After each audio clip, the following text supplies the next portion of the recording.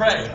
And you can see at this moment in time, Ernie's completely switched off. He's not interested in his food again. And sometimes he quite literally forgets what it is that we're supposed to be doing. And the best way of starting him back again is just to give him a tiny tidbit of food for doing little or nothing.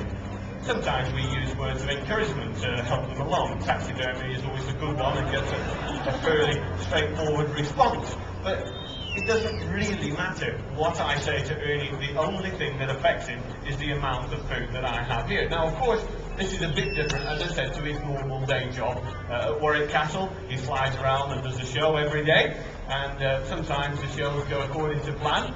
Sometimes they don't go according to the plan. In actual fact, Ernie has had a very, very exciting episode in his life in front of about 4,000 people at Warwick Castle. Instead of the calm, relaxed style that you see in front of you, Ernie started getting very animated. He was sort of bobbing his head this way and that way and up and down and moving around from side to side.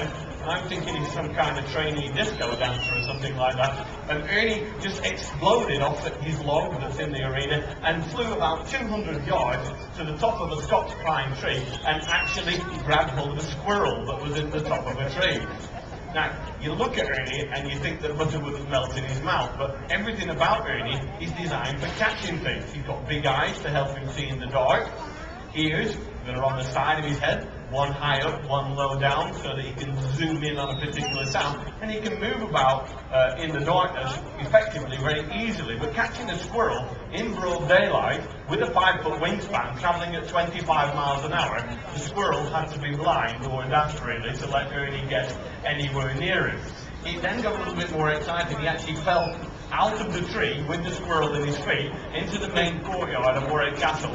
Everybody, of course, was crowding round to see what was going on. Ernie misinterprets a lot of sort of the actions that we made, and because we were all sort of like, well, snuggling around and trying to get a look in, young Ernie probably thought that we were about to steal his squirrel, so he killed it in double quick time, even though he's had no formal training. All of his natural instincts jumped in. He squeezed the squirrel to death with his enormous, big, powerful feet, and he'd actually swallowed the whole squirrel down in one go.